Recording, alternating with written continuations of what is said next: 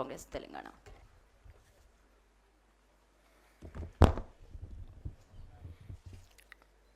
అందరికీ నమస్కారం. వేదిక పైన పెద్దలందరికీ, వేదిక ముందున్నట్టు పెద్దలందరికీ, సోదర సోదరమ్మలకి, పాత్రికేయులకి. నరహరి గారిని నేను మధ్యప్రదేశ్లో మా మీటింగ్ అని మొదటిసారి కలవడం జరిగింది. వారితో గంటన్నర సేపు మాట్లాడడం జరిగింది. I really appreciate, congratulate you. మిత్రుడు శ్రవణ్ గారు చెప్పినట్టుగా పదవిలో ఉన్నప్పుడు ఇలాంటి సాహసం చేయడం చాలా అరుదు. ఆ అరుదైన వ్యక్తుల్లో మీరు చేరిపోయినారు. మీకు ధన్యవాదములు. బీసీల విషయానికి వచ్చినప్పుడు చాలా లోతుగా అధ్యయాలు జరిగినటువంటి సందర్భం. 1953లో కాకా కలేకర్ కమిషన్ మొదలుకొని 79లో మండలి కమిషన్, తర్వాత రోహిణి కమిషన్ చాలా అధ్యయనాలు చేశాయి. చాలా వాస్తవాలకు బయటకు తీసుకొచ్చినాయి. కొంతవరకు విజయం కూడా సాధించగలిగినాం ఈ కమిషన్ల వల్ల. రోజులు మారాయి.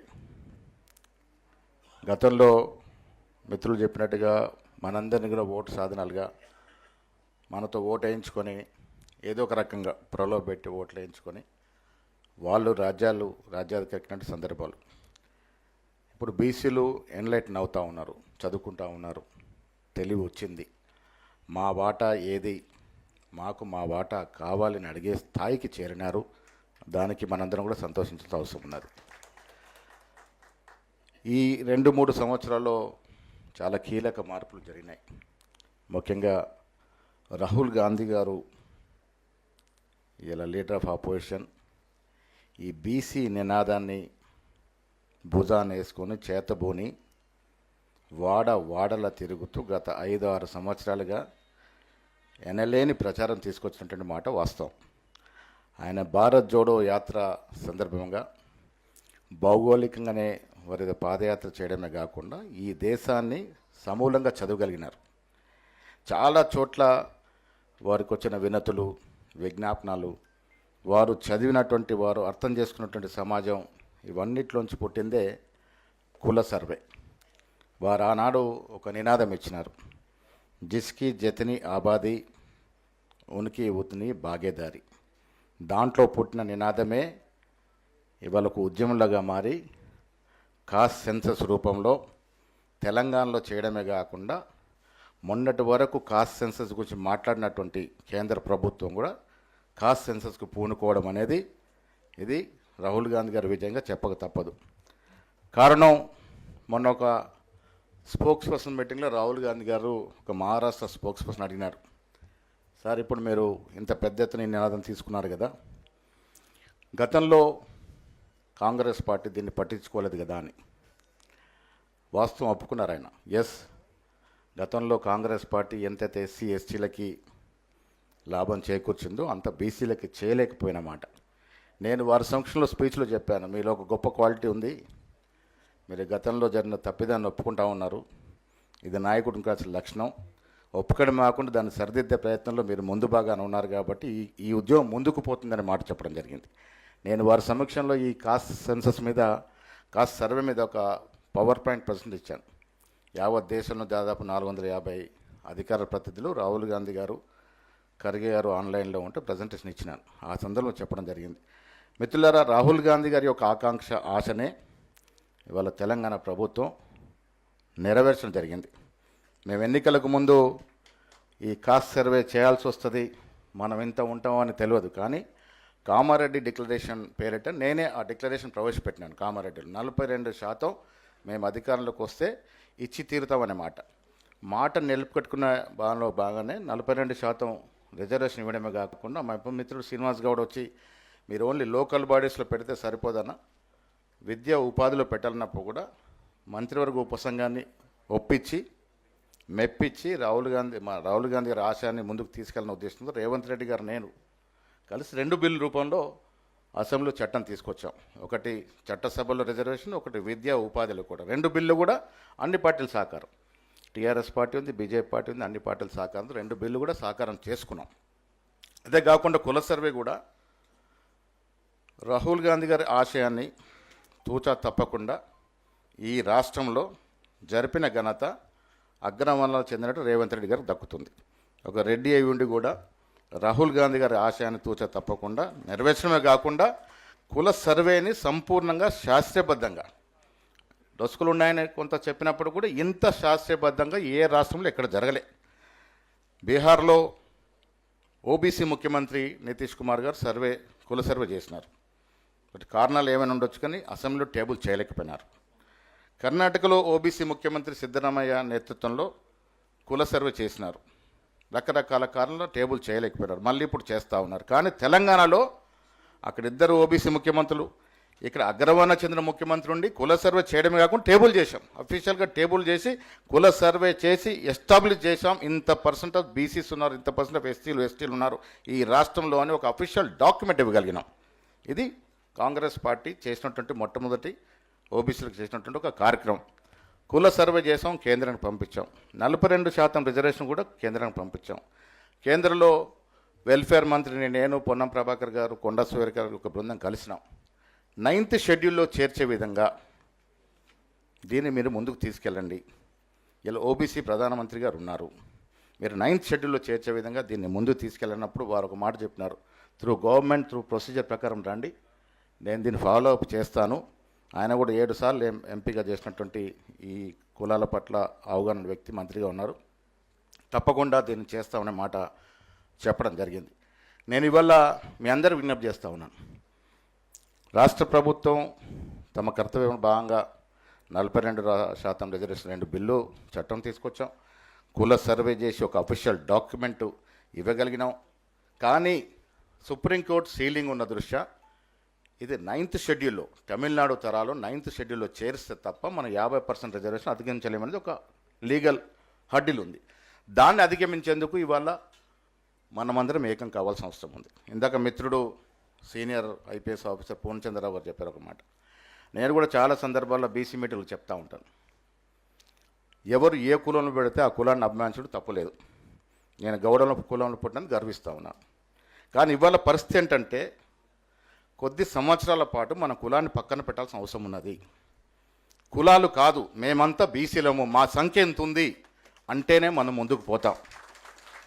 ఇప్పుడు ఏమైపోతుంది రాష్ట్రంలో, మా అన్న ఈటలందరూ మేము ముదిరాజులం అని చెప్తాడు, ఇంత సంఖ్య ఉందని చెప్తారు. నేను గౌడ్లు ఇంత సంఖ్య ఉందని చెప్తా ఉన్నా, కాపులు ఇంత సంఖ్య, పద్మశ్రీ. ఈ సంఖ్య పోట్లాటలో ఎక్కడికక్కడ చితికిల పడిపోతా ఉన్నాం.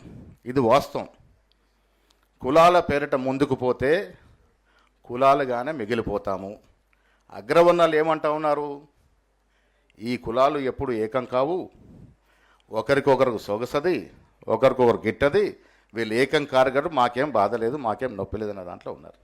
మనం ఏకమైతే తప్ప మన హక్కులు మనకు రావు. ఇది వాస్తవం. ఏకంగా ఉన్నప్పుడు ఎంత ఉన్నాం మనం ఈ రాష్ట్రంలో? ఇదే రాష్ట్రంలో చూసుకుంటే ముస్లింలు పక్కన పెడితే దాదాపు 47% ఉంటాం.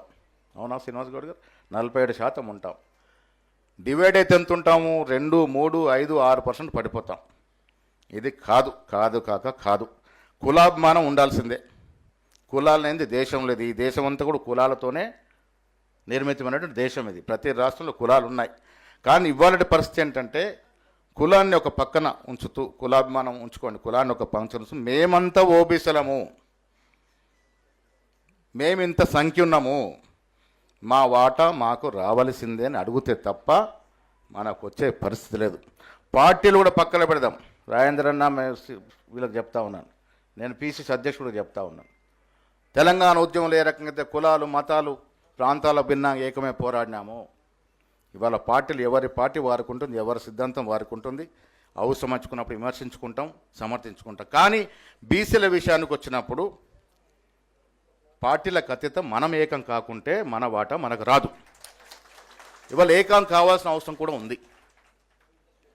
ఇలా మా పార్టీలో చాలా సందర్భాల్లో ఓబీసీల విషయానికి వచ్చినప్పుడు గట్టిగా పోరాడుతూ ఉన్నాం. ఎందుకు పోరాడుతూ ఉన్నాం? మాకు దమ్ము ధైర్యం రాహుల్ గాంధీ బాటంగా ఈ కాజ్కి సపోర్ట్ చేస్తూ ఉన్నారు. ఇవాళ కేంద్ర ప్రభుత్వంలో ఒకానొక సందర్భం, విమర్శ కాదు కానీ కేంద్ర మంత్రుడు కులం లేదు, సర్వే లేదు అన్నటువంటి సందర్భం. కానీ ఇవాళ మోడీ గారు ప్రధానమంత్రిగా కుల సర్వేకి ఆదేశించినారంటే ఇదొక కొత్త అధ్యాయం మొదలైంది. దానికి కారణం దిక్సూచి రోల్ మోడల్ తెలంగాణ ప్రభుత్వం. తెలంగాణలో కుల సర్వే చేసినాము, దాని చట్టబద్ధత కావాలని అడుగుతున్నాం. ఈ తరుణంలో కేంద్ర ప్రభుత్వం కూడా కుల సర్వేకి ఆదించడం అనేది మనం విజయం సాధించినట్టే. అది ఎన్ని రోజుల్లో అవుతో ఎంత తొందరగా అవుద్దో అది వేచి చూడాలి, కానీ కావాలి. కుల సర్వే వస్తే ఓబీసీలం ఎంత ఉన్నాం ఈ దేశంలో అనేది ఒక అఫీషియల్ డాక్యుమెంట్ వస్తే మనకు ఒక హక్కు ఏర్పడుతుంది. ఆ హక్కుతో మనం పోరాడవచ్చు అన్నటువంటి మాట కూడా ఈ సందర్భంగా నేను మనవి చేస్తూ ఉన్నాను. రాష్ట్రంలో మీరు చూసారు, కాంగ్రెస్ ప్రభుత్వం వచ్చిన తర్వాత కుల సర్వే రిజర్వేషనే కాకుండా పార్టీ పరంగా కూడా మేము పోరాడుతూ ఉన్నాం. ప్రభుత్వంలో మంత్రి శాఖల్లో ఇటీవల జరిగిన కేంద్ర రాష్ట్ర క్యాబినెట్ విస్తరణలో కానీ, నేను మొన్న డిక్లేర్ చేసిన మా పీసీసీ కమిటీ కానీ, గత చరిత్రలో ఎప్పుడు లేని విధంగా 68% ఎస్సీ ఎస్టీ బీసీ మైనార్టీలకు అవకాశం కల్పించినాం. ఎప్పుడు రాలే, 50% మించలే. ఈసారి అందరిని ఒప్పించి మెప్పించి మా కార్యవర్గంలో 68%, దాంట్లో దాదాపు 30% బీసీలకు అవకాశం కలగజేసినాం. ఇదొక మెట్టు, రాజకీయంగా ఎదగడానికి ఇదొక అవకాశం. ఆ అవకాశం కలగజేసాం. మేము ఎప్పుడు గట్టిగా పోరాటం కారణం ఏంటంటే మా కేంద్రంలో ఉన్నటువంటి మా అధ్యక్షుడు ఖర్గే గారు, సీనియర్ మోస్ట్ ఈ దేశంలో రాజకీయ చతుర్థ నాయకుడు, దళిత వర్గం చెందిన వ్యక్తి అధ్యక్షుడిగా ఉన్నారు. వారు దీని పట్ల పరిపూర్ణ అవగాహన కాకుండా పట్టుతో ఉన్నారు, ఒక కమిట్మెంట్తో ఉన్నారు. దాంతోపాటు రాహుల్ గాంధీ, వాస్తవంగా రాహుల్ గాంధీకి కులము లేదు, మతం లేదు, ప్రాంతం అన్ని కులాలకు చెందిన వ్యక్తి. వారు ఎలా బీసీ నినాదాన్ని అయితే చేతబోని ముందుకు పోతా ఉన్నారో అదే మాకు ధైర్యం, అదే మాకు అస్త్రం. ఆ బాణంతోనే ఇలా ఈ రాష్ట్రంలో చేయగలిగినాం. రాహుల్ గాంధీ గారి యొక్క ఆశని ఆకాంక్షను తూచా తప్పకుండా రేవంత్ రెడ్డి గారు ఈ రాష్ట్రంలో ఇంప్లిమెంట్ చేసినారు కాబట్టే ఆ మొండితనంతో ముందుకు పోయినాం. కాబట్టే బీహార్లో, కర్ణాటకలో బీసీ ముఖ్యమంత్రి నుండి కూడా చేయలేనటువంటి కార్యక్రమం ఈ రాష్ట్రంలో మేము చేయగలిగినాం. మిత్రులారా, సమయం ఆసన్నమైంది, మనం ఏకం కావాలి. రాజకీయంగా ఈ పదవులు కాదు, ఈ రాష్ట్రంలో కూడా ముఖ్యమైన పదవి బీసీలకు రావాలి. వచ్చే రోజులు ముందున్నాయి, వస్తాయి కూడా. సమయం దగ్గరైంది, మనం ఐక్యంగా ఉండాలి. ఉన్ననాడు రాజ్యాధికారం మన చేతుల్లోకి వస్తుంది. ఏళ్ళు గడిచింది, దాదాపు 80-90 సంవత్సరాలుగా మనం అడుగుతూ ఉన్నాం. దక్షిణాది రాష్ట్రాల్లో చాలా చోట్ల బీసీలు ముఖ్యమంత్రులు కాగలిగినారు. కర్ణాటకలో అయినారు, కేరళలో అయితే బీసీలే అవుతూ ఉన్నారు, తమిళలో అయితే బీసీలే అవుతూ ఉన్నారు, కర్ణాటకలో బీసీలు అయినారు. సమైక్య ఆంధ్రప్రదేశ్లో, తెలంగాణలో విడిపోయిన ఆంధ్రప్రదేశ్లో రాలే. అవకాశం భవిష్యత్తులో వస్తుంది, వచ్చే అవకాశాలు మెండుగా ఉన్నాయి. నేను ఇవాళ రేపో మాపో అని చెప్పను, కానీ భవిష్యత్తులో అవకాశం వస్తుంది అనే మాట కూడా నేను గట్టిగా చెప్పగలుగుతున్నాను. ఎప్పుడు వస్తుంది అవకాశం? మనం ఏకం కావాలి. భవిష్యత్తులో ఈ వర్గాల నుంచి ఎవరు ముఖ్యమంత్రి అన్నది ఇప్పుడు ప్రస్తుతం కాదు, కానీ ఈ వర్గాల నుంచి ఉన్నత స్థానానికి ఎదగాల్సిన అవసరం ఉన్నది. ఆ ఆకాంక్ష, ఆ కోరిక మన వర్గాల్లో బలంగా ఉంది కాబట్టి వస్తుంది అనేటువంటి గట్టిగా నమ్మక వ్యక్తుల్లో నేను మొదటిగా ఉంటానన్న మాట కూడా ఈ సందర్భంగా మనవి చేస్తూ ఉన్నాను. రాష్ట్రంలో స్థానిక సంస్థలన్నిటి గురించి మాట్లాడినారు మిత్రులు. 42% రిజర్వేషన్ పెట్టున్నాం, కేంద్రానికి పంపున్నాం. మా అన్న ఈటల రాజేంద్రని విజ్ఞప్తి చేస్తూ ఉన్న, పార్లమెంట్ సభ్యులుగా ఉన్నారు, బీజేపీ పార్టీలో ఉన్నారు, కేంద్రంలో అధికారంలో ఉంది. మీరు లీడ్ చేయండి, డెలిగేషన్ లీడ్ చేయండి. మీతో పాటు మేము రావడానికి సిద్ధంగా ఉన్నాం. 9th షెడ్యూల్లో దాన్ని చేర్చే విధంగా ప్రయత్నం చేద్దాం. ఇవాళ ఈ రాష్ట్రం నుంచి ఒక మంత్రిగా బండి సంజయ్ గారు ఉన్నారు, బీసీ కమిట్మెంట్తో ఉన్నట్టు వ్యక్తిగా చూస్తూ ఉన్నాను. మీరు లీడ్ చేయండి, అందరం కలిసిపోదాం. మా ముఖ్యమంత్రి గారిని తీసుకొస్తాను నేను. కేంద్రం ఎవరి దగ్గర తీసుకెళ్దాం. రాష్ట్రపతి, ప్రధానమంత్రి అపాయింట్మెంట్ తీసుకోండి. 9th షెడ్యూల్లో చేర్చే విధంగా మనం ఒత్తిడి తీసుకురాగలిగి అది సక్సెస్ అవుతే మాత్రం అఫీషియల్గా మనం ఈ రాష్ట్రంలో ఆ వాటా పొందేటట్టు అవకాశం మెండుగా ఉంది అన్నట్టు మాట ఈ సందర్భంగా మనవి చేస్తూ ఉన్నాను. మేము సిద్ధంగా ఉన్నాం. కాంగ్రెస్ పార్టీలో రాష్ట్ర పార్టీ అధ్యక్షుడిగా నాకు కొన్ని పరిమితులు ఉన్నప్పటికీ కూడా బీసీ అంశం వచ్చినప్పుడు బాటంగా మేము వాటాను అడుగుతూ ఉన్నాం. అది రాహుల్ గాంధీ వద్ద కావచ్చు, ఖర్గే గారి వద్ద కావచ్చు, రేవంత్ రెడ్డి గారి దగ్గర కావచ్చు. రేవంత్ రెడ్డి గారు కూడా నాకు దగ్గర మిత్రులు కూడా చెప్తా ఉన్నాను. ఆయన పీసీసీ ఆయన మొదట్లో ఒక మాట చెప్పినాడు నాకు. అప్పుడు ఆయన్ని ఆపోజ్ చేస్తూ ఉంటుంది. కొత్తగా వచ్చినారు పీసీసీ అధ్యక్షుడు ఎలా అని. ఆనాడు ఒక మధ్య ఉన్న మిత్రుడితో నా దగ్గరకు వచ్చి చెప్పినారు, నేను సోషల్ జస్టిస్ని నమ్ముతాను, కులాల సమీకరణ నమ్ముతాను, నేను ఫలానా నాయకున్నారు పనిచేశాను, నేను రేపు అధ్యక్షుడు అవుతే ఇలాంటి కులాల సమీకరణ సోషల్ జస్టిస్కి పరిపూర్ణ న్యాయం చేస్తాననే మాట చెప్పడం జరిగింది. నిలబెట్టుకున్నాడు కూడా. ముఖ్యమంత్రిగా ఇవాళ ఈ రాష్ట్రంలో కుల సర్వే జరిగిందంటే ఆయన పట్టుదలతో ముందుకు పోవడం వల్లే జరిగింది. మేమంతా గట్టిగా పోరాడుతూ ఉన్నాం, కానీ పోరాడినా ముఖ్యమంత్రి స్థానంలో ఉన్న వ్యక్తి ఒప్పుకుంటేనే అయ్యేది. అలా ఒప్పుకున్నాడు, వారికి ఆ కమిట్మెంట్ ఉంది కాబట్టి ఇవాళ మనం కాస్ట్ సర్వే జరపగలిగినాం, 42% చట్టాన్ని తీసుకురాగలిగినాం. ఇంకా అక్కడక్కడ కొంత లొసుగులు ఉన్నాయి, సరిదిద్దే ప్రయత్నం ఉన్నాం. విత్ ఇన్ ద 4 walls మేము చర్చలు జరుపుకుంటూ ఉన్నాం. ఎక్కడ అవకాశం ఉంటే అక్కడ వీలుండి ఇచ్చేటువంటి ప్రయత్నాలు చేస్తూ ఉన్నాం. అందుకే మిత్రులారా, నేను మళ్ళీ చెప్తా ఉన్నాను, బీసీలకి మంచి రోజులు వస్తూ ఉన్నాయి. మనం ఏకంగా ఐక్యంగా ఉండాలి. ఇలా ఎవరి హక్కులకు వారికి ఇవ్వాలని నినాదం రాహుల్ గాంధీ గారు తీసుకున్నారు. ఇవాళ దేశంలో అధికారులకు వస్తే కుల సర్వే చేస్తారనే మాట చెప్పున్నారు, కానీ అదృష్టవశాత్తు మోడీ గారే దాన్ని ప్రకటించినారు. కాబట్టి దాన్ని సద్వినియోగం చేసిన విధంగా మనమందరం, మళ్ళీ చెప్తా ఉన్నాను, పార్టీలకు అతీతంగా బీసీల విషయం వచ్చినప్పుడు మేము కూడా మా ఐక్యం పెద్దలకు చెప్పుకుంటాం, ఇది మా నినాదము, మేము దీంట్లో పోతామనే మాట గట్టిగా చెప్పుకునే అవకాశం ఉంది. కాబట్టి పార్టీలకు అతీతంగా మనం ఐక్యంగా ముందుకు పోదాం. నరహరి గారు ఒక మంచి డైరెక్షన్ ఇచ్చినారు. మీరు మాకు ఒక దిక్కు చూసి మీరు నిజంగా కూడా ఇప్పుడు అధికారంలో ఉండి ఆ బుక్ రాసినారు. బుక్కులు చదవాలి, యువతరం కొత్త తరం పుస్తకాలు చదవాలి. ఇవాళ యువతరం అంతా కూడా ఫోన్లు, ఐ మెసేజ్లు, వాట్సాప్లకు పరిమితం అవుతూ ఉన్నారు. ఇది మంచిది కాదు. పుస్తకాలు చదవాలి, చరిత్ర చదవాలి, గతం తెలవాలి. గతం తెలిస్తేనే భవిష్యత్తుకి బాటలు వేసుకోగలుగుతాం. పుస్తకాలు చదవాలి.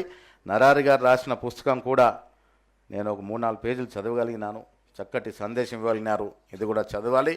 ఇది మనకు ఒక దిక్సూచిగా ఉపయోగపడుతుంది అనేటువంటి మాట కూడా ఈ సందర్భంగా మనవి చేస్తూ మరొకసారి మనస్ఫూర్తిగా నరహరి గారికి అభినందన తెలియజేస్తూ, మీరు రచించిన పుస్తకాన్ని ముందు పెట్టుకొని మనం భవిష్యత్తుకి బాటలు వేస్తామనే మాట కూడా చెప్తూ మీ అందరి నుంచి సెలవు తీసుకుంటా ఉన్నాను. జై హింద్, జై Congress. Thank you, Mahesh Garu. Thank you so much for coming and gracing the event. And now I request, so